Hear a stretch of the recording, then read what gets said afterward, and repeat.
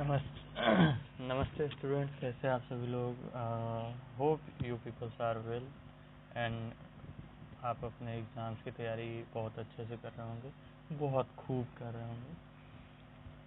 तो आज हमने उठाया है, आज इस चैनल का पहला वीडियो है, तो हमने सोचा कि अपना फेवरेट सब्जेक्ट साइंस से शुरू किया जाए।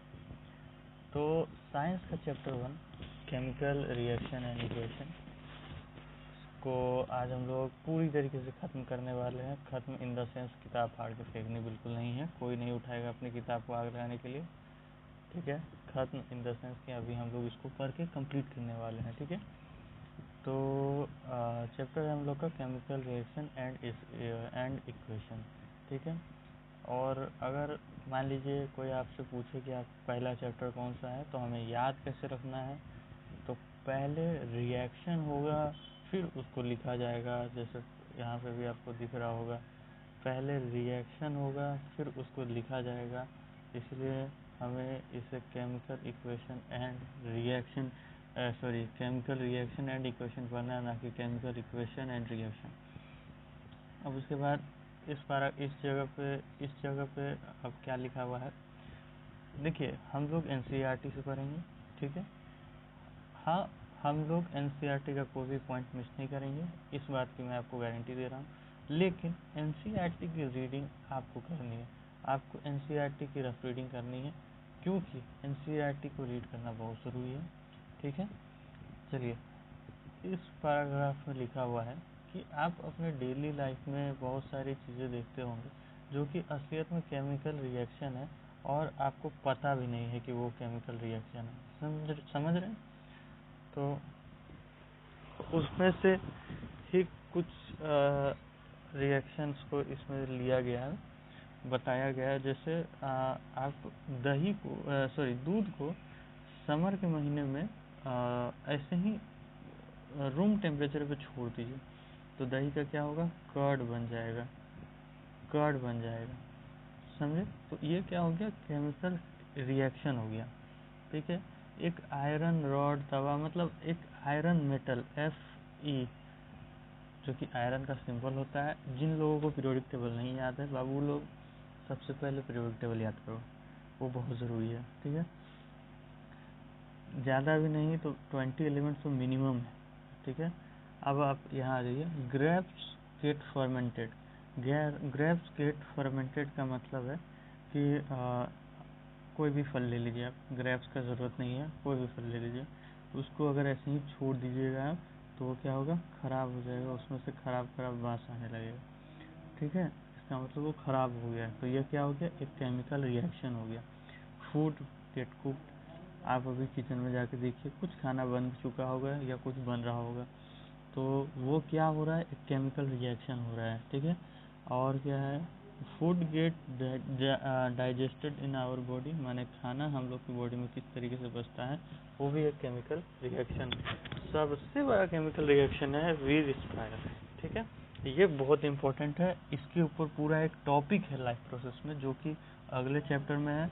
उसके लिए आप इस चैनल को सब्सक्राइब कर ले, इसी चैनल पे हम लोग लाइफ प्रोसेस को भी डिस्कस कर रहे होंगे आने वाली वीडियोस में। अब हम लोग अगला पैराग्राफ में आ जाते हैं। अगला पैराग्राफ में आप ये देखिए, ये वाला लाइन है, इसमें बताया जा रहा है कि केमिकल रिएक्शन, और दो टाइप के हम लोग के पास रिएक्शंस होते हैं, ठीक है। एक होता है केमिकल रिएक्शन, एक होता है फिजिकल रिएक्शन, ठीक है। केमिकल रिएक्शन में क्या होता है, एक एलिमेंट, ठीक है, या एक से ज़्यादा एलिमेंट, ठीक है, बदल जाता है, चाहे आप उसको हीट दें या फिर कुछ भी दें, दूसरे नए एलिमेंट में। मतलब कि यह एलिमेंट का प्रॉपर्टी कुछ और था, मान लेते हैं ये वाइट कलर का था, लेकिन ये ब्लैक कलर का है, इसका कलर बदल जाएगा, और भी बहुत सारी चेंजेस होगी, जैसे हमें हीट देनी पड़ेगी तभी ये रिएक्शन होगा। ये केमिकल रिएक्शन है, ठीक है। फिजिकल रिएक्शन क्या होता है, physical reaction, just take a paper from your notebook, और उस पेपर को आप क्या करिए, ऐसा एक पेपर है, इसको दो टुकड़ों में बांट दीजिए। क्या, जो दो पेपर है उनमें से किसी एक का केमिकल प्रॉपर्टी कुछ अलग है क्या? अगर आप हाँ बोल रहे हैं तो बाबू आपको बहुत ज़्यादा ज़रूरत है किसी डॉक्टर, बहुत ही ज़्यादा। ठीक है, दोनों ही का केमिकल प्रॉपर्टी सेम है, मतलब दोनों ही अभी भी पेपर ही है, अभी भी दोनों का में कुछ नहीं बदला है, अभी भी दोनों पेपर ही है। ठीक है, दो पेपर ही है।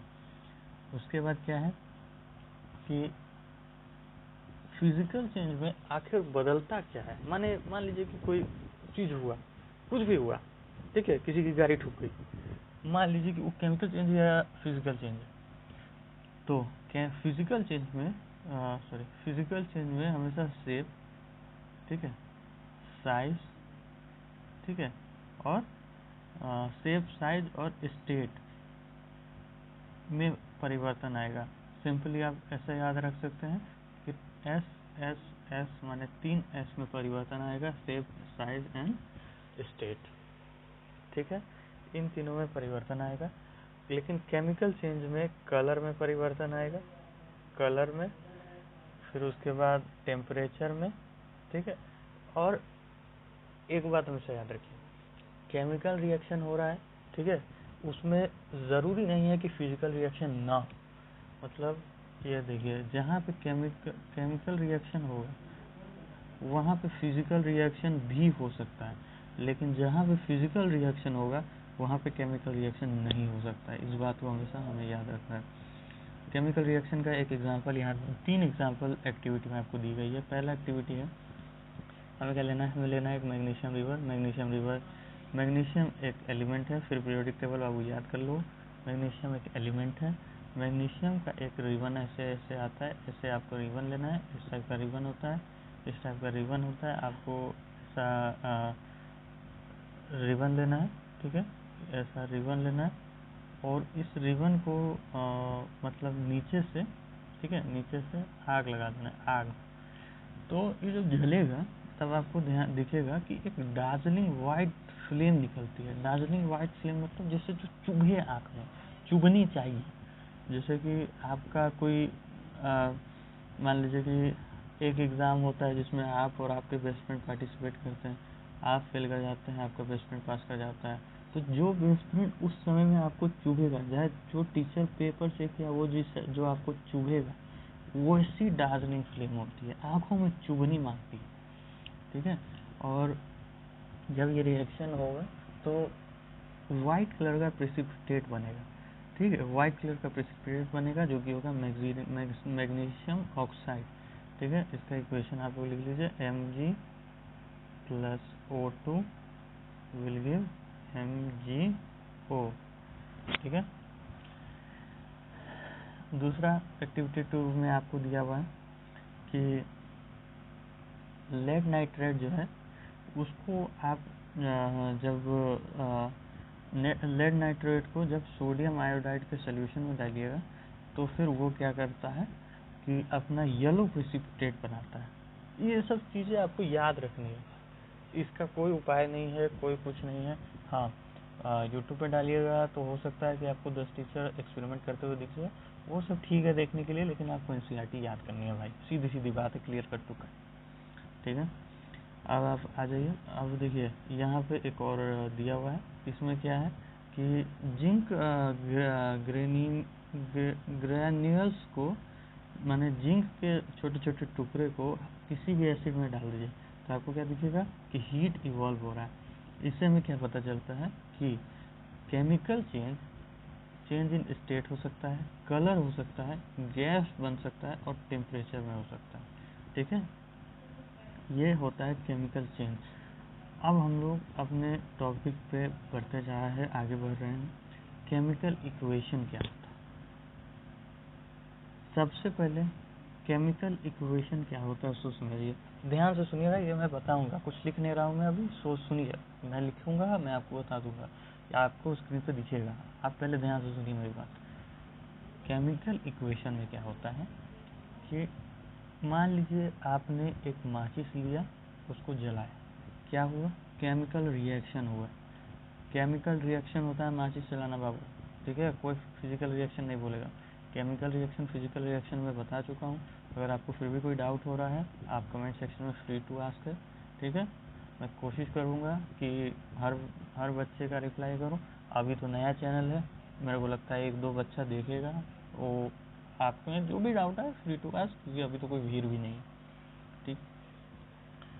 और आपकी कृपा रही तो हो भी जाएगा, भीड़ कुछ तो हो। चलिए ठीक है, हमारा काम कराना है, आप देखिए।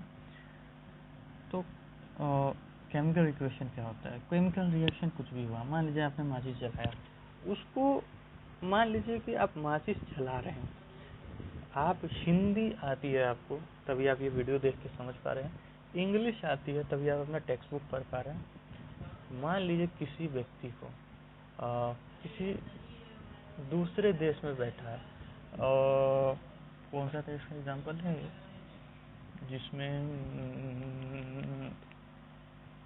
मान लेते हैं, हम लोग ले लेते हैं चाइना का, पाकिस्तान का बेस्ट फ्रेंड, नहीं बेस्ट फ्रेंड तो नहीं, मैंने कुछ भी है, कुछ है, टेंशन नहीं लेना है, एजुकेशन वीडियो है, ज़्यादा कुछ नहीं बोल सकते। तो चाइना में बैठे एक व्यक्ति को मान लीजिए कि आपने जो एक रिएक्शन करवाया, वो जानना है कि भाई हुआ कैसे, तो वो तो चाइनीज बोलेगा। अब आप समझा के दिखाइए, अगर समझा दिया हिंदी में, मैं खुद यहीं पे खड़े खड़े आप जो बोलोगे सो दूंगा, ठीक है।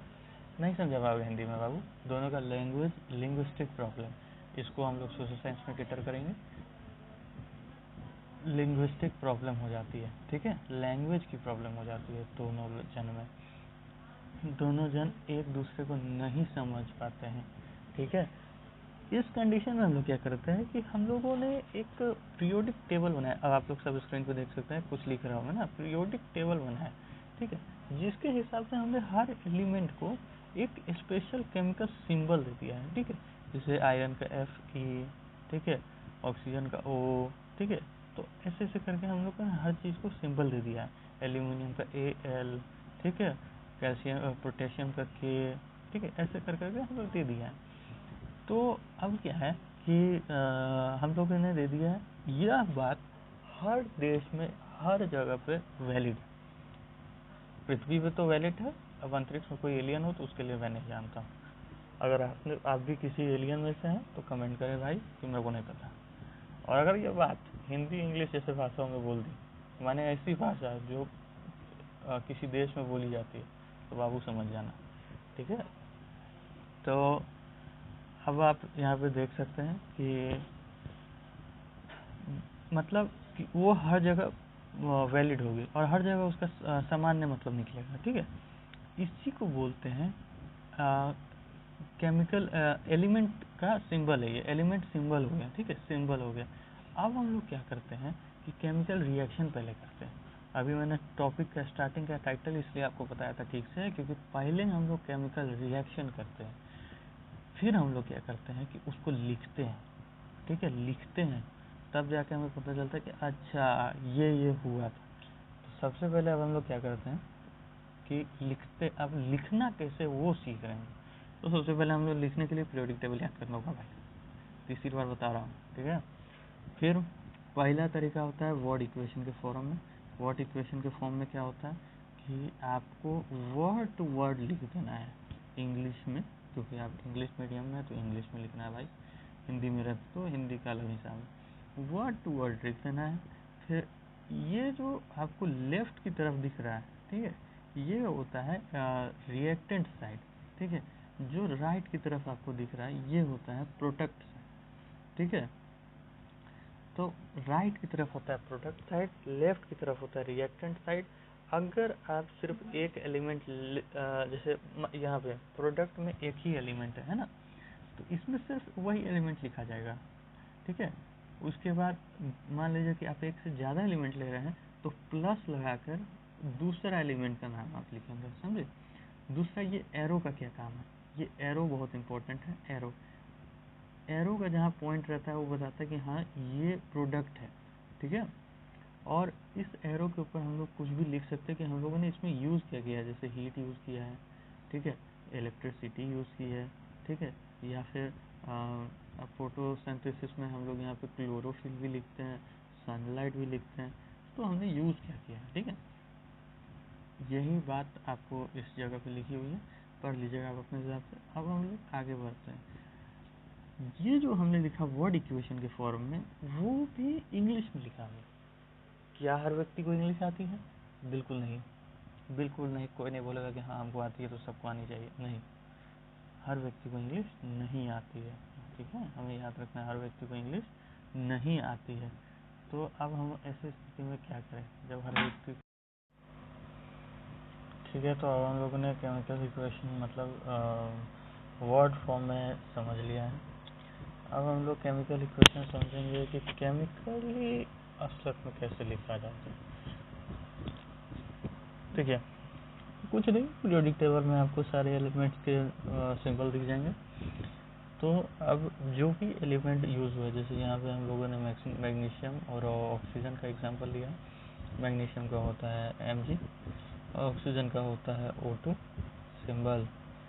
उसके बाद यहाँ पे असल में यहाँ पे मैं आपको जूम करता हूँ, 1 मिनट। यहाँ पे देखिए, आप ध्यान से देखिए ना, यहाँ पे आप देखिए magnesium plus O2 will give magnesium oxide, ठीक है। लेकिन यह एक केमिकल रिएक्शन है। अब आप मेरी बात ध्यान से सुनिए, ठीक है। यहाँ पे बहुत ज़रूरी चीज़ बताना चाहूँगा कि यह जो, पहले तो हम लोग क्या पढ़ रहे हैं अभी तक हमने क्या पढ़ा है। पहले हम लोग देखिए, हम लोग ऐसा नहीं है सिर्फ चलते चले जाएंगे, पीछे का ले के चलना है हम लोग को, ठीक है। तो अभी तक हमने क्या पढ़ा है कि केमिकल रिएक्शन, फिजिकल रिएक्शन क्या होता है, ठीक है। केमिकल रिएक्शन कैसे आइडेंटिफाई किया जाए, फिजिकल रिएक्शन कैसे आइडेंटिफाई किया जाए। अब हम लोगों ने देखा केमिकल इक्वेशन क्या होता है, केमिकल इक्वेशन लिखा कैसे जाता है, और वर्ड फॉर्म केमिकल इक्वेशन का कैसा होता है। अब हम लोग देख रहे हैं केमिकल इक्वेशन का केमिकल फॉर्म कैसा होता है। केमिकल फॉर्म कैसा होता है,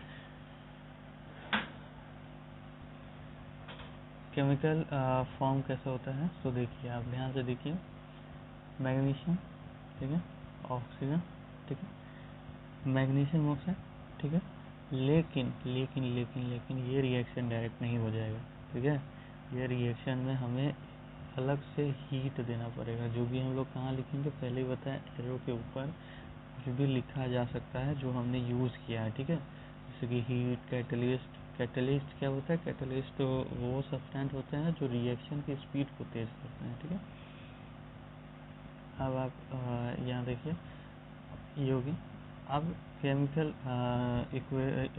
इक्वेशन कैसे लिखा जाता है, Mg सीधा उसका एलिमेंट का सिंबल, O2 उसका एलिमेंट का सिंबल, बीच में प्लस साइन, क्योंकि हमने इससे ज़्यादा यूज़ किया। फिर रिएक्टेंट MgO, ये MgO फॉर्म होगा। ये आपको सीधा सीधा याद करना है भाई, इसके ऊपर कोई दूसरा वो नहीं है यहाँ क्या करना है, नहीं करना। अब इस केमिकल इक्वेशन को, ये वाले जिसको हमने वो हम लोगों ने पढ़ा है, ठीक है, इस वाले को स्केलेटल केमिकल इक्वेशन भी कहा जाता है, ठीक है। क्यों कहा जाता है स्केलेटल केमिकल इक्वेशन, क्योंकि यह अभी बैलेंस है, बैलेंस नहीं है, ठीक है। इसको हम लोग को बैलेंस करना पड़ता है। केमिकल इक्वेशन बैलेंस कैसे होता है, good question. Chemical equation balance होता है, देखिए पहले बात तो हम लोगों ने 9th में ये पढ़ा है, चलिए कोई बात नहीं याद है तो फिर आप यहाँ देखिए, मान लीजिए हम लोगों ने एक एग्जांपल ले रहे हैं, ये zinc zinc plus sulphuric acid will give zinc sulphate plus hydrogen, ठीक है। सबसे पहले वर्ड फॉर्म में हमने लिखा, ठीक है, फिर इसको केमिकल फॉर्म में लिखा, या फिर स्केलेटल फॉर्म में लिखा, ठीक है। ये हमने लिख लिया, ठीक है। अब हमें सबसे पहले क्या करना है, शुरू करना है उस एलिमेंट के साथ जिसमें सबसे ज़्यादा नंबर ऑफ एटम्स प्रेजेंट हो, ठीक है। तो सबसे पहले हम लोग एटम्स गिनेंगे। कैसे गिनते हैं, देखिए मान लीजिए O2 लिखा है, तो ऑक्सीजन 2 बार है, मतलब ये इस टाइप से O प्लस O, तब ये हुआ O2, ठीक है। जैसे मैथ्स में हम लोग करते हैं ना, मैथ्स में जैसे करते हैं ना, x plus x will give 2x, इसी टाइप से हुआ ये चीज़, ठीक है। तो O2, तो ऐसे ही Z है, उसके नीचे कुछ नहीं है, तो हम लोग क्या लिखेंगे, Z हम लोग के पास 1 है, यहाँ पे देखिए नीचे नीचे Z के हम लोग के पास कितना है, 1 है। फिर उसके बाद H2 मतलब हाइड्रोजन 2 है, और कहीं हाइड्रोजन नहीं है, तो फिर ठीक है, 2 हाइड्रोजन हो गए हम लोग के पास, ठीक है। और SO4, S एक अलग सब्सटेंस, देखिए जो एक सब्सटेंस होता है वो कैपिटल लेटर में लिखा जाता है, जो स्मॉल लेटर में होता है सो उसी का फुल मतलब वो होता है। जैसे लेड का क्या है, P और B कैपिटल क्यों नहीं है सर, B कैपिटल कुछ और सिंबलाइज कर देगा, B स्मॉल है, इसलिए SO4 में S भी कैपिटल है, O भी कैपिटल है, मतलब S एक अलग एलिमेंट है, O एक अलग एलिमेंट है, हमें इन लोग को साथ में नहीं देखना है, ठीक है। अब S हम लोग के पास कितने आते हैं, 1 है, ठीक है। ऑक्सीजन कितना है, 4 है। अब हम लोग को दूसरी तरफ आ जाना है, Z कितना है, जिंक कितना है, Zn 1 है। चलिए ये दोनों बैलेंस हो गए। हाइड्रोजन कितना है, 2 है, ये दोनों भी बैलेंस हो गए भाई। और सल्फर कितना है, 1 है, ये 1 भी बैलेंस हो गया। ऑक्सीजन कितना है, 4 है, ये 4 भी बैलेंस हो गए। इसका मतलब यह एक बैलेंस केमिकल इक्वेशन है। Balance chemical equation in the sense, balance हम लोग क्यों करते हैं, आपने 9th क्लास में पढ़ा होगा, law of conservation of mass. क्या पढ़ा था, एक बार मेरे साथ रिपीट करिए, law of conservation of what, mass. वो mass, law of conservation of mass कहता है, नहीं याद है तो बाबू 9th के NCERT खोल के देखो, और जिन लोगों ने बेच दी है बाबू मत क्या करो, वेबसाइट पे देख लो, ठीक है। लॉ ऑफ कंजर्वेशन ऑफ मास हम लोगों ने 9th क्लास में पढ़ा था, जो कि कहता है कि जब भी एक रिएक्शन होता है, ना ही रिएक्शन होता है तो दोनों ही तरफ मतलब रिएक्टेंट्स और प्रोडक्ट की तरफ मास सेम होता है, मास में फ़र्क नहीं आता है, ठीक है। तो यहाँ तक हम लोगों ने समझ लिया है क्यों करते हैं। एक बार आप लोग सब कमेंट में बताएंगे कि why do we need to balance a chemical equation, ठीक है। आपके पास 5 सेकंड है, कमेंट करें, 5 4 3 2 1। Thank you. ज़्यादा समय के लिए पॉज करें, शुक्रिया। गणित में जारी, तो क्यों करते हैं, because to follow law of conservation of mass. अब हम लोग एक और एग्जांपल ले रहे हैं, ये वाला, ठीक है। अब ये एग्जांपल में है आयरन प्लस H2O मतलब वाटर है, सीधी सी बात। तो क्या बनेगा, Fe3O4 प्लस हाइड्रोजन रिलीज हो जाएगा। Fe3O4 जंग है, जंग बाबू, जंग से ये जंग, ठीक है। तो अब हम लोग को इसको देखना है बैलेंस कैसे करना है। देखिए NCERT का मेथड से पहले आप चलिए, फिर आपको समझ में आ जाए तो फिर हमें क्या है, NCERT कुछ नहीं है, कुछ भी नहीं है। हमें बैलेंस कैसे करना है, तो सबसे पहले डब्बा बनाना है सारे एलिमेंट में। फिर हमें गिनना है कि किस में कितने एलिमेंट है, तो पहले भी मैं गिन के बता चुका आपको। Fe हमें लेना है, F कैपिटल है, E स्मॉल है, माने ये सेम है। Fe कितना है हम लोग के पास, 1 है इस तरफ, मतलब LHS में, और RHS में कितना है, 3 आ गए। कैसे आ गए, पता नहीं भाईजान, पता नहीं क्या होता है, लॉ ऑफ कंजर्वेशन ऑफ मास अभी बढ़ा है, इसका मतलब इसमें भी 3 होने चाहिए। सबसे पहले खराबी हम लोग को दिख गया। हाइड्रोजन कितना है, 2 है।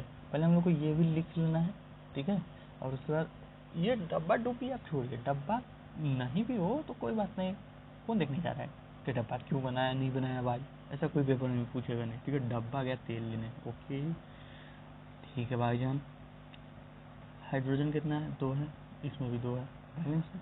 ऑक्सीजन कितना है, इसमें 1 है, इसमें 4 है, अनबैलेंस, नहीं चलेगा भाई। लॉ ऑफ कंजर्वेशन ऑफ मास को एकदम ऐसे अनफॉलो कर रहा है जैसे कि मतलब आपकी समझ जाइए, ठीक है। अब हमें क्या करना है कि हमें अब देखना है कि कितना एलिमेंट कम है, ठीक है। यहाँ मैं आपको समझाता हूँ, यहाँ आपको बहुत सारा बातें लिखी है। अब हमें देखना है कि कितना एलिमेंट कम है। सबसे पहले मेरी बात सुनिए, सबसे पहले आप जब भी बैलेंसिंग करें, आप अपने हाथ में पेंसिल उठाएं, ना कि पेन, ठीक है। क्योंकि पेन से लिखा नहीं मिटता है, जल्दी नहीं मिटता है, पेपर फाड़ना पड़ जाएगा, ठीक है। और वाइटनर पेपर में नहीं यूज़ करना है, ठीक है। पेन ले, पेंसिल लेना है, डब्बा मत बनाइए, कोई नहीं देखने जा रहा है। इस सबको हल्का हल्का गैप में लिखिए क्योंकि वो ज़्यादा ज़रूरी है। अब हमें क्या करना है कि अभी हमें देखना है कि आयरन कितना है। आयरन यहाँ 3 है, ठीक है, यहाँ 3 है, उसके बाद यहाँ 1 है। तो हम इसमें प्लस नहीं करते हैं क्योंकि इसमें प्लस और एक और चीज़ होता है, क्योंकि आगे रिएक्शन से मैं आपको बताऊँगा। Fe को हम लोग प्लस नहीं करते, इंटू करेंगे। इंटू किससे करेंगे? 3 से। 3 से इंटू करेंगे तो हमें कितना मिल जाएगा? 3 मिल जाएगा। तो यह 3 हम लोग इसके आगे लिखते हैं, इसीलिए डब्बा बनाया NCERT, समझे? यह 3 हम लोग इसके आगे लिखेंगे। हाइड्रोजन कितना है? हाइड्रोजन बिल्कुल बैलेंस है, हाइड्रोजन को हमें छूना भी नहीं है, एकदम टच भी नहीं करना। ऑक्सीजन कितना है? यहाँ 1 है, यहाँ 4 है। अब हमें पहले यहाँ ऑक्सीजन देखना है। अब देखिए हाइड्रोजन के साथ जुड़ा हुआ है। अब सबसे पहले तो हमें यहाँ 4 मल्टीप्लाई करना है। यहाँ आप 4 मल्टीप्लाई कीजिएगा, यहाँ पे 4 मल्टीप्लाई करिएगा, तो उसके बाद यहाँ पे भी 4 मल्टीप्लाई हो जाएगा, तो फिर 4 यहाँ पे भी हो गया। तो मतलब हाँ, यहाँ करने के लिए अब आपको यहाँ पे भी 4 मल्टीप्लाई करना होगा। तो ये कितना हो जाएगा? 8। ये कितना हो जाएगा? 8 और ये 4। तो आपका बैलेंस केमिकल इक्वेशन क्या हो जाएगा? यहाँ पे भी 4 हो जाएगा। तो क्या हो जाएगा हम लोग का बैलेंस केमिकल इक्वेशन? जहाँ पे कुछ नहीं रहता है वहाँ पे 1 होता है, तो क्या हो जाएगा? 3 4 1 4। ये हो जाएगा हम लोग का बैलेंस केमिकल इक्वेशन। अब आगे बढ़ते हैं। बैलेंसिंग मैंने आपको सिखा दी है यहाँ तक। और भी बैलेंसिंग सीखनी है आपको तो आप कमेंट करिएगा। बैलेंसिंग पे मैं एक डेडिकेटेड पूरी वीडियो बना दूंगा। यही बातें यहाँ पे लिखी गई है, ठीक है, आप चाहे तो इनको पढ़ सकते हैं, ठीक है। अब आपको यहाँ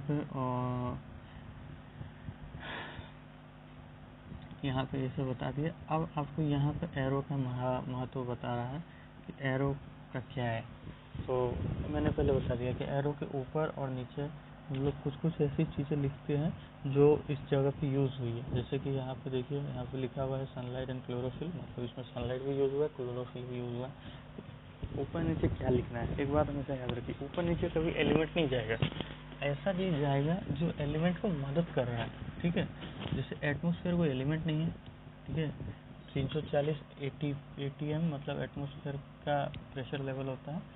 इस एटमॉस्फेयर कोई एलिमेंट नहीं है यार, आप आसमान को कोई एलिमेंट नहीं है, उसका कोई सिंबल नहीं है, लेकिन उसको हमने यूज़ किया है, तो इसलिए हम लोग वहाँ पे एरो के ऊपर नीचे डालते हैं, ठीक है। अब हमें आगे बढ़ना है। ये इंटेक्स क्वेश्चन है। इंटेक्स क्वेश्चन हम लोग आप कहिएगा तो डेडिकेटेड वीडियो बना देंगे, लेकिन अभी हम लोग आगे बढ़ते हैं। अब इस चैप्टर का सबसे main cheese, types of chemical reaction, ठीक है। देखिए, कुल मिला के 4 टाइप के केमिकल रिएक्शन होते हैं, ठीक है। सबसे पहला टाइप होता है कॉम्बिनेशन या एडिशन रिएक्शन, ठीक है। एडिशन रिएक्शन, इसमें क्या होता है कि दो एलिमेंट, ठीक है, 2 एलिमेंट, या यहाँ लीजिए A plus B will give D। सब C ले रहा था भाई, तो D को तो अलग लेना चाहिए ना, D, ठीक है। तो मतलब क्या हुआ कि 2 से ज़्यादा, 2 मिनिमम है भाई, 2 से ज़्यादा भी हो सकता है एलिमेंट मिलकर एक एलिमेंट बनाए। हाँ, हीट एनर्जी, लाइट एनर्जी, ये सब कंसिडरिंग नहीं होता, ये सब निकाल सकते हैं, तो वो कॉम्बिनेशन रिएक्शन हो जाता है। यहाँ पे हम लोग को दिया हुआ है CaO, क्विक लाइम। अब देखिए हम लोग कैसे याद करें कौन क्विक लाइम है, कौन स्ट्रेट लाइम है। तो आप CaO बोलिए और CaOH होल ट्वाइस बोलिए, इसमें से किसको आप जल्दी से बोल पा रहे हैं? CaO को, ऑब्वियसली। तो आप CaO को जल्दी से बोल रहा है, मतलब क्विकली बोल रहे हैं, तो हमेशा इसको याद रखिए, क्विक लाइम। और जब हम लोग क्विक लाइम सॉलिड को H2O से मिलाते हैं तो हमें मिलता है CaOH एक्वस। अब देखिए यहाँ पे हमें CaOH प्लस कुछ हीट इवॉल्व होती है, ठीक है। अब हम यहाँ पे आपको एक चीज़ बताना चाहेंगे हम लोग, S का मतलब होता है सॉलिड, ठीक है। G का मतलब होता है गैस, ठीक है। और L का मतलब होता है लिक्विड, ठीक है। इतना आप याद रखिए। AQ मतलब होता है एक्वस।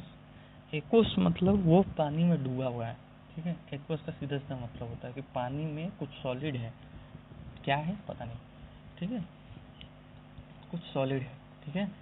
ये मतलब होता है, सीधा सीधा मतलब आप समझिए, एकदम क्लियर क्रिस्टल क्लियर, एकदम सामने सामने मुंह पे। ये हम लोग क्यों डालते हैं? इसका यूज़ इसलिए डालते हैं क्योंकि केमिकल इक्वेशन कुछ कुछ मिसिंग करता है, कुछ मिस करता है। जैसे केमिकल इक्वेशन कभी नहीं बताएगा कि पहला सब्सटेंस क्या था, सॉलिड था, लिक्विड था, गैस था। तो उसको कैसे पता लिखा जाए? सिंपल लिख दो, हमने लिख दिया, ब्रैकेट करके उसके आगे लिखा जाता है हाँ कि वो ये था। ठीक है, यहाँ पे भी लिखा हुआ है कार्बन सॉलिड था, कार्बन सॉलिड था, मैंने कोयला ले लिया, बर्निंग ऑफ कोल। देखिए आपको ऊपर टॉपिक भी दिख रहा होगा, मैंने उसको देखा भी नहीं। ठीक है, तो अब और O2 गैस था। ठीक है, तो इसीलिए हम लोग लिख देते हैं। एक ही का मतलब समझा दिया। एक एरो ऊपर की ओर अगर ऐसे डाला हो तो इसका मतलब गैस ही होता है। ठीक है, एक एरो ऐसे नीचे डाला हो तो इसका मतलब प्रेसिपिटेट होता है। लेकिन इन दोनों में कंडीशन है कि ये एरो के बाद लगेगा, ये गैस ही होता है, ये पीपी होता है, मतलब सॉलिड होता है, सीधा सीधा मतलब समझ। लेकिन ये कंडीशन है कि एरो के बाद लगेगा, एरो से पहले नहीं लग सकता है। मतलब इस जगह पे हम लोग ऐसे लगा सकते हैं, लेकिन इस जगह पे ऐसे नहीं लगा सकते हैं। समझ गए? अब कार्बन को आप जब जलाएगा ऑक्सीजन के प्रेजेंट में तो CO2 निकलेगा। ठीक है, इसे भी एक कॉम्बिनेशन रिएक्शन या एडिशन रिएक्शन है। Formation of water, hydrogen. अब देखिए हम लोगों ने बैलेंसिंग सीख रही है तो हम लोगों ने को बैलेंस करके हर इक्वेशन लिखना होगा। तो H2 है, O2 है, फिर H2O हुआ। लेकिन जब बैलेंस नहीं है तो हमने हाइड्रोजन 2 किया यहाँ पे, तब जाके 4 हुआ, ऑक्सीजन 2 हुआ। ठीक है, हमें इस चीज़ का ध्यान रखना है। सो फॉर्मेशन ऑफ वाटर, ये भी एक एडिशन रिएक्शन या कॉम्बिनेशन रिएक्शन है। अब यहाँ पे आप आ जाइए डिकम्पोजिशन रिएक्शन। सेम कहानी है भाई, जैसा उसमें A प्लस बी हुआ, उसको D मिला, इसमें D is equal to A plus B होता है। समझे? इसमें एक एलिमेंट हीट देने पर, ठीक है, या कुछ करने पर एक से ज़्यादा उसमें टूट जाता है। ठीक है, एक से ज़्यादा एलिमेंट में टूट जाता है। ठीक है, अब हमें यहाँ पे आपको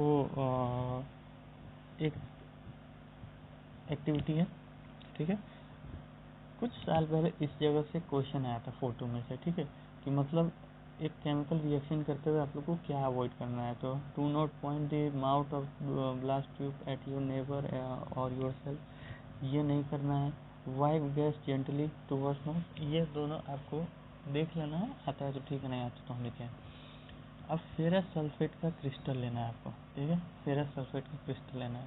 इसको जब आप हीट करेंगे, ठीक है, तो क्या होगा, ये किस में टूट जाएगा, Fe2 प्लस O3 सॉलिड में, और SO2 और SO3 में टूट जाएगा। ठीक है, मतलब ये फेरस सल्फेट क्या हो जाएगा, Fe2 प्लस O3 मैंने फेरिक ऑक्साइड में, और SO2 SO3 में टूट जाएगा। SO2 और SO3 जो होता है ये बहुत टॉक्सिक गैस होता है ह्यूमन के लिए, तो इससे हमें बच के रहना है। ठीक है, एक और केमिकल रिएक्शन है।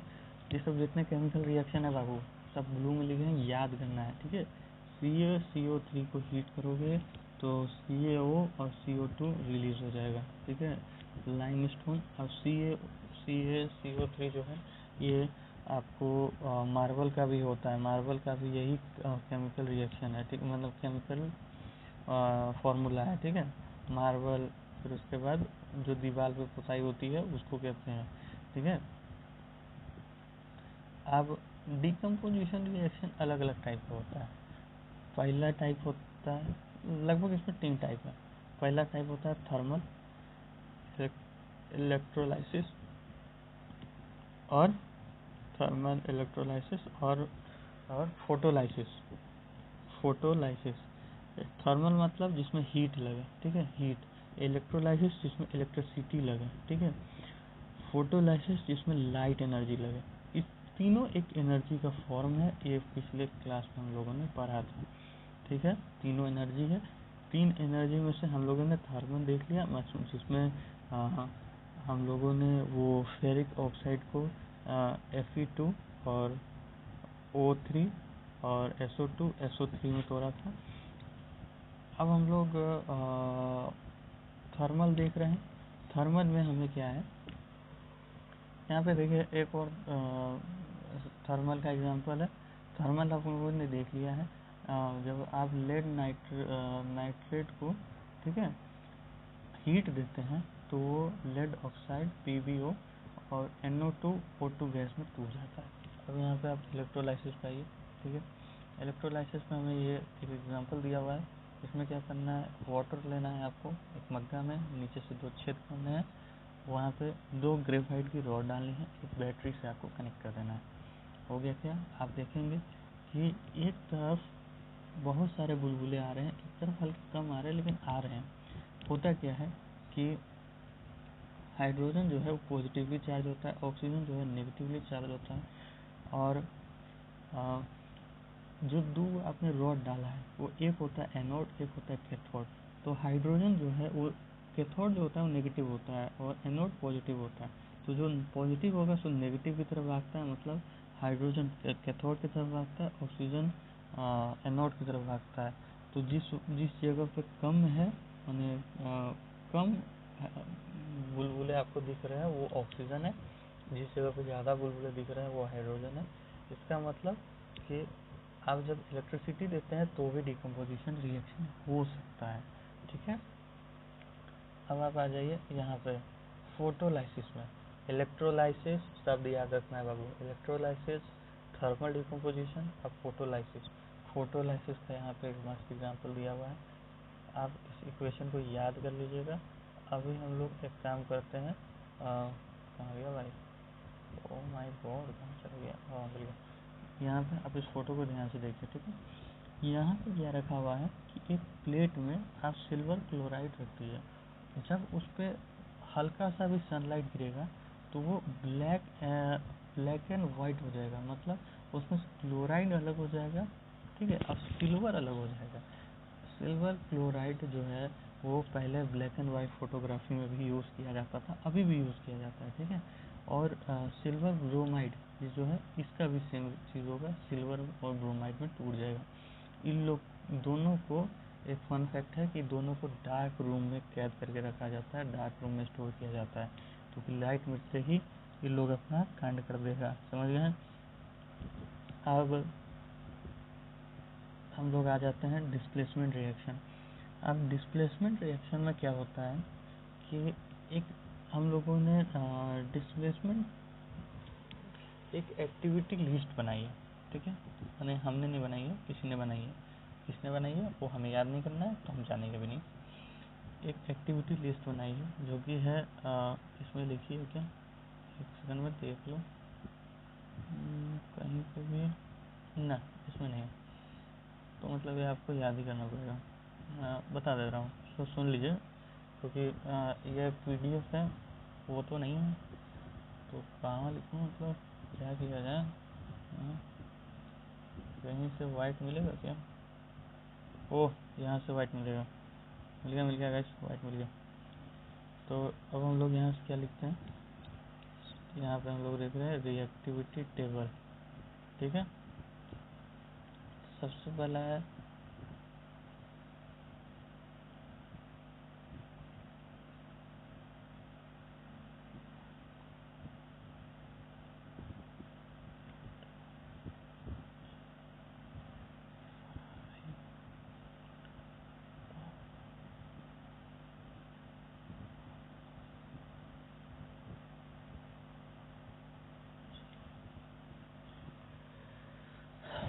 ठीक है। अभी आप देखिए, सबसे पहला था potassium sodium, potassium sodium chloride, ठीक है, magnesium aluminium zinc iron lead hydrogen और क्लोरीन, ठीक है। इसका एक ट्रिक भी है, ठीक है, बहुत फेमस ट्रिक है, लेकिन वो ट्रिक मैंने कहीं सुना है, ठीक है, असल में वो ट्रिक मेरा नहीं है। तो आप एक काम करिएगा, रिएक्टिविटी टेबल ट्रिक करके यूट्यूब पर सर्च करिएगा, कोई ना कोई व्यक्ति आपको मिल जाएगा, ठीक है, कोई ट्रिक देते हुए, ट्रिक सर्च करिएगा, इसको आप याद कर लीजिएगा। अगर यहाँ पे आपको समझ ना आ रहा हो तो मैं एक काम करूँगा कि कम्युनिटी पे आप कम्युनिटी सेक्शन होता है वहाँ पे अच्छे से लिख के डाल दूँगा, ठीक है। क्योंकि हमारा कोई ऑफिशियल टेलीग्राम इंस्टाग्राम कुछ नहीं है, यहाँ पे जो आपको दिख रहा है वही है अभी, ठीक है। तो यहाँ पे आप देख लीजिएगा इस चीज़ों को। अब आगे बढ़ते हैं। तो जैसे हम लोगों ने बताया कि सबसे पहले क्या आता है, पोटेशियम, सोडियम, क्लोराइड, फिर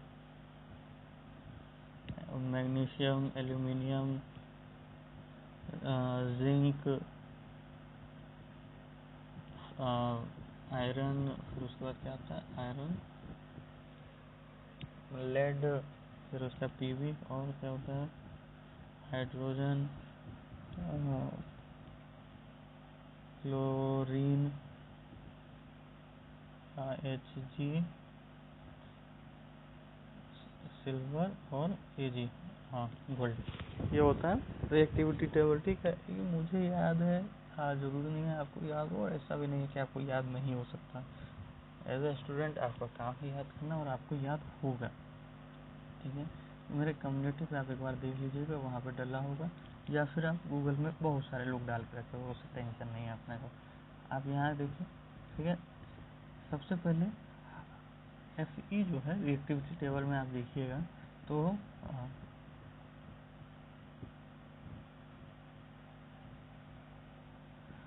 ठीक है। तो Fe जो है वो रिएक्टिविटी टेबल में ऊपर आता है कॉपर से, ठीक है। तो Fe ज़्यादातर सिंपल समझिए, Fe खाली है भाई, और ये जो Cu है ये खान बाबा, दोस्त हूँ नो खान बाबा, कमेंट में आ जाइए भाई और बताइए, कुछ भी लिखिए। तो खलील भाई खान बाबा को इजीली रिप्लेस कर देंगे, इसीलिए खलील भाई ने रिप्लेस कर लिया और सल्फेट के साथ अपना रिएक्शन बैठाया और खान बाबा ख़त्म। सेम यहाँ पे भी आपको मिल जाएगा ZnCu4, और Zn ज़्यादा ताकतवर था कॉपर से तो उसने रिप्लेस कर दिया। PbCuCl2, तो लेड ज़्यादा ताकतवर था कॉपर से इसलिए उसने उसको भी रिप्लेस कर दिया। अब ज़रूरी नहीं है, मान लीजिए कि अभी मैं ये लिखूँ FeSO4 प्लस Ag, क्या ये रिएक्शन मुमकिन है कि नहीं? सभी लोग यस या नो में आंसर करें, सभी लोग प्लीज रिक्वेस्ट, इंतज़ार कर रहा हूँ भाई, 5 सेकंड है, 5 4 3 2 1, ठीक है। ये मुमकिन नहीं है क्योंकि ये जो है Ag रिएक्टिविटी टेबल में सबसे बॉटम में है और आयरन बहुत ऊपर है, तो ये कभी मुमकिन नहीं है, ठीक है। इसलिए हमेशा पहले आप रिएक्शन पे ध्यान दीजिए, उसके बाद हम लोग तय करेंगे कि क्या है नहीं है।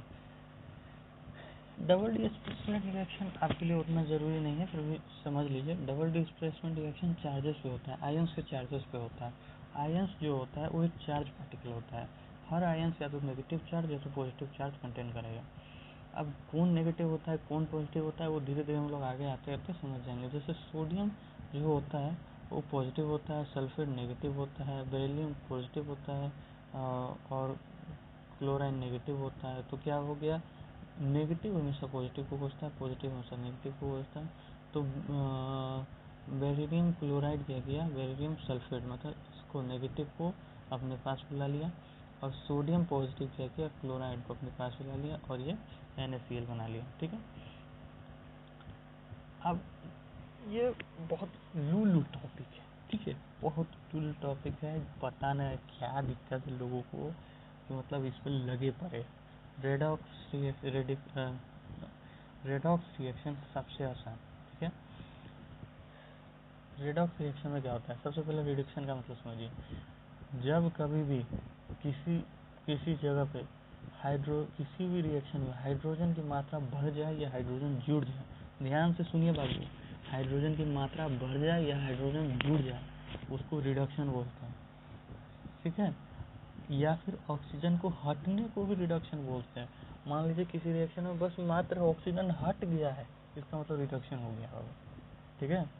ऑक्सीडेशन नाम से समझ में आ रहा है, जहाँ पे ऑक्सीजन जुड़ जाए, या फिर हाइड्रोजन हटने को ही ऑक्सीडेशन बोलते हैं। समझ गए? अब धीरे धीरे हम लोग यहाँ आते हैं। अब देखिए बाबू, कोई भी डाउट हो कमेंट में ज़रूर पूछिए, मैं ज़रूर आपका रिप्लाई करूँगा, क्योंकि अभी चैनल का स्टार्टिंग है, आपका डाउट क्लियर होना बहुत ज़रूरी है। अब देखिए Cu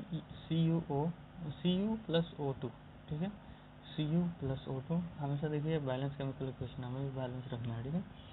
Cu प्लस O2, ठीक है।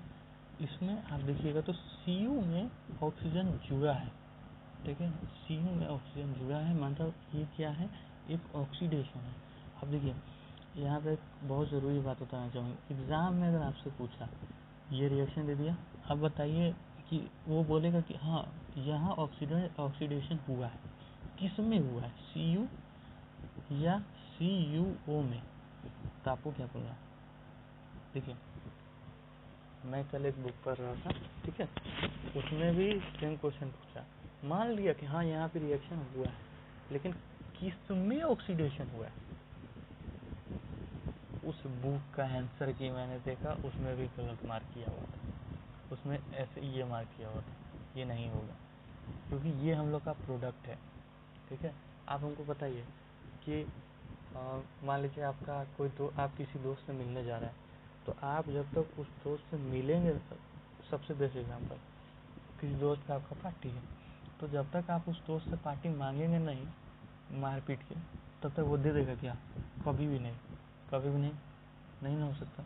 मतलब जो हुआ ही नहीं है उस पर लोग टिक कैसे लगा सकते हैं? कॉपर था, कॉपर हम लोग जो हम लोग के पास है उसी से हम लोग कुछ बोल सकते हैं, दूर वाले से क्या मतलब। पास कॉपर था, कॉपर में ऑक्सीडेशन हुआ है, तो कॉपर में टिक लगेगा, CuO पे नहीं लगेगा बाबू, इसको ध्यान रखना है। यहाँ पे आप देखिए, यहाँ पे CuO में H जुड़ा है। अब यहाँ पे देखिए हीट करने पे क्या हुआ कि CuO अलग हो गया, कोई बात नहीं, हाइड्रोजन में ऑक्सीजन जुड़ गया, हाइड्रोजन में ऑक्सीजन जुड़ गया, तो यहाँ पे ऑक्सीडेशन हुआ है या रिडक्शन हुआ है? यहाँ पे ऑक्सीडेशन हुआ है बाबू, बहुत ज़रूरी बात है, यहाँ पे ऑक्सीडेशन हुआ है, ठीक है, यहाँ पे ऑक्सीडेशन हुआ है, लेकिन साथ ही में रिडक्शन भी हुआ है, ठीक है। कैसे हुआ है ऑक्सीडेशन और रिडक्शन? मैंने क्या बताया कि यहाँ पे है भाई, ये वाला मैं आपको ठीक से समझाऊंगा। यहाँ पे इसको हल्का सा छोटा कर ले भाई, यहाँ पे आप यहाँ पे हल्का सा देखिए, अच्छे से देखिए, CuO था, ठीक है, हाइड्रोजन था, मैंने क्या बताया, ऑक्सीजन के हटने को ही रिडक्शन बोला जाता है। यहाँ से ऑक्सीजन हट गया, हाइड्रोजन जुड़ता भी है तो भी रिडक्शन ही बोला जाता है। अब यहाँ हाइड्रोजन तो कहीं नहीं जुड़ा, लेकिन हाइड्रोजन के साथ ऑक्सीजन जुड़ गया, तो ये क्या हो गया, ऑक्सीडेशन। तो ये इसी रिएक्शन को बोला जाता है रेडॉक्स रिएक्शन, जहाँ पे रेड का मतलब होता है ये रेड, और ऑक्स का मतलब होता है ये ऑक्स, यानी रिडक्शन और ऑक्सीडेशन जहाँ साथ में हो जाए, रेडॉक्स रिएक्शन। यहाँ पे भी आपको कुछ एग्जांपल है, इसमें ZnO में रिडक्शन हो गया, ठीक है, किसमें रिडक्शन हुआ है, ZnO में, Zn में नहीं हुआ है बाबू, याद रखना है। और C में ऑक्सीडेशन हो गया, तो क्या हो गया, रेडॉक्स रिएक्शन हो गया, ठीक है।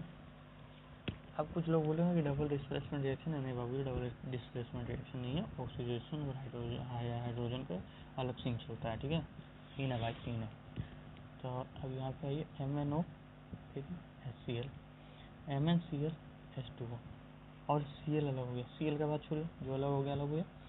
यहाँ पे से Cl में से हाइड्रोजन हटा है, माने क्या हो गया, रिडक्शन, ठीक है। और MnO में से O भी हटा है, तो ये भी क्या हो गया, रिडक्शन। लेकिन H में O जुड़ चुका है, तो क्या हो गया, ऑक्सीडेशन। अच्छा एग्जांपल है ये, इसको तो मैं बोलता हूँ याद ही कर लीजिए, पूछ भी सकता है, ठीक है। तो ये इसी को बोलते हैं ऑक्सीडेशन और रिडक्शन। एंड में आ गया भाईजान, एंड में आ गया, ओके ओके ओके ओके। इतना उजला पेज कैसे हो गया भाई? अरे रुक जाइए एक सेकंड, थोड़ा सा मेरे को लग रहा है कोई टेक्निकल इशू आ रही है सिस्टम में, लगता है सिस्टम ऑपरेटर को बुलाना ही पड़ेगा। ठीक है ठीक है, हाँ, कोरोजन क्या होता है? कोरोजन माने जंग लगना, सीधे सीधे बात समझिए, जंग लग सकता है भाई। इसमें नया क्या है, जंग में नया क्या है? नोया क्या है भाईजान? नोया ये है कि इस पूरे लाइन में बताया गया है कि खाली आयरन में नहीं, कोरोजन हर एक एलिमेंट में हर एक मेटल में होता है। सिल्वर में भी होता है, ठीक है, ब्लैक कोटिंग ऑन सिल्वर हो जाती है। कॉपर में भी होता है, ग्रीन कोटिंग हो जाती है कॉपर में। तो इससे हमें यह पता चलता है कि सिल्वर हो, कॉपर हो या फिर आयरन हो, तीनों में जंग लगता है। तीनों का कलर याद रखना है, सिल्वर में ब्लैक, कॉपर में ग्रीन और आयरन में क्या कलर होता है, माने ब्राउनिश कुछ टाइप का होता है, वही। अब रेंसिडिटी, बहुत बहुत ही ज़्यादा जरूरी टॉपिक रेंसिडिटी। रेंसिडिटी मतलब क्या होता है? खाना का समय एक काम कीजिए, पकौड़ी लीजिए, उसको छोड़ दीजिए, ठीक है, क्या होगा? वो पकौड़ी खराब हो जाएगी। खराब कैसे हुआ? तो उसमें फैट एंड ऑयल पाया जाता था। तो फैट एंड ऑयल जहाँ पाया जाएगा वो ऑक्सीजन के कांटेक्ट में आते ही खराब हो जाएगा। ऐसा नहीं तुरंत खराब हो जाएगा। अब तुम लेके गए सोचेगा वो माय गॉड अभी भी तो मैगी बनाई थी, ये क्या हो गया? वैसा कुछ नहीं होता है, समय के साथ वो खराब हो जाता है। खराब होता है तो आपको पता भी चल जाता है, महकने लगता है, खाने में खराब लगता है, ये सब बात, ठीक है। अब ऑक्सीजन के आने में होता है, तो अब आपने देखा होगा कि चिप्स के पैकेट में गैस आने लगा है, सिर्फ गैस आने लगा है।